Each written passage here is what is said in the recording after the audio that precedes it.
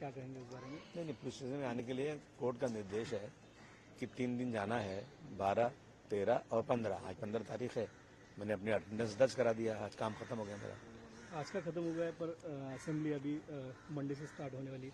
आपने खत लिखा है, इस बारे में क्या कहेंगे? देखिए, अब मुझे हमारे जो मालिक हैं, हमारे बादशाह जो है, हमारे महाराष्ट्र के हमारे जो है फडणवीस साहब हैं, या हमारे जो हैं स्पीकर साहब हैं, अब ये लोग एग्री होंगे तब ना। अगर ये लोग मानेंगे हाँ भाई ठीक है, बगैर किसी गुनाह के पूरे सेशन में मुझे सस्पेंड कर देना, मैं समझता हूँ ये नाइंसाफ़ी है। ये बजट सेशन है, हमारे बहुत सारे इश्यूज हैं जो हमें बोलना था।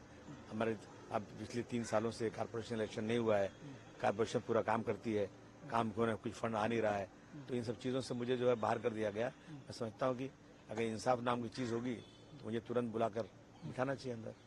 दूसरी तरफ जो औरंगजेब के मुद्दे को लेकर आपके ऊपर महाराष्ट्र में FIR दर्ज हुई है। संजय राउत का एक बयान सामने आया है। संजय राउत कहते हैं कि महाराष्ट्र की महायुति की सरकार जो है औरंगजेब के सरकार से ही अधिक बुरी है, तुलना औरंगजेब से की है। अभी क्या कहेंगे इस बारे? मैंने तो तुलना भी नहीं किया, मैंने तो सिर्फ हिस्टोरियन लोग ये बातों को दोहरा दिया, तो मुझे इतना बड़ा वावेला खड़ा हुआ है। आप मैं समझता हूँ कि अब जो है संजय राउत भाई साहब भी तैयार रहे, शायद इन पे भी FIR हो सकता है। इनके FIR हो सकते हैं? हाँ, अब ये सरकार तो यहाँ तो ऐसा है ना, यहाँ तो लॉ कानून कोई चीज है ही नहीं। अब जब जो स्पीच एंड एक्सप्रेशन खत्म हो चुका है, इनके मंत्री, इनके MLA, इनके MP जो चाहे बोले, कोई फर्क नहीं पड़ता। उनके लिए लॉ ही नहीं, क्योंकि जब राजा महाराजा रहते थे ना तो वो कानून वो खुद बनाते थे। वहाँ कोई संविधान तो था ही नहीं। और अब तो संविधान है, संविधान होने के बाद भी अगर इनके लोग जो चाहे बोले, इन पे कुछ नहीं, और जो हम लोग कुछ बोलते हैं सही चीजें तो हम पे FIR हो जाए। तो अब मैं इनसे कहना चाहता हूँ, संजय राउत साहब से, कि जरा आप भी देखिए भाई साहब, यहाँ संविधान की धज्जियां उड़ाई जा रही हैं। यहाँ जो है राजा महाराजाओं का कानून चल रहा है। जो बोलना है समझ के बोलिए। संजय राउत जेल जा सकते हैं? नहीं, अगर जब मैं बिना कुछ किए मेरे पे इतना बड़ा हुआ तो उनको भी हो सकता है। अच्छा, दूसरे संजय राउत का और एक बयान है। संजय राउत कहते हैं कि जब पृथ्वीराज चौहान की सरकार थी तब जो एकनाथ शिंदे ने अभी बंद किया था वो पहले करने वाली। अब उसके बारे में क्या जानूं, उनको मालूम होगा, वो पहले उन दोनों साथ में थे, तब उनको ये सब पता होगा, मुझे इस बारे में पता नहीं कुछ। दूसरी तरफ तुषार गांधी का एक बयान सामने आया है। तुषार गांधी ने RSS को जहर कहा है। भाई तुषार गांधी जी के पर पोते हैं, वो बोल सकते हैं। अबू आसिम बोलेंगे ना तो फिर एक वावेला खड़ा हो जाएगा। मैं नहीं बोल सकता कुछ। अब तो मुझे एक एक लफ्ज बहुत संभाल के बोलना पड़ेगा, वरना मुझे लगता है ये लोग कभी जेल में भेज देंगे, क्योंकि मुख्यमंत्री ने तो शपथ उधर हाउस में बोल दिया कि अबू आसिम को जरूर हम जेल भेजेंगे।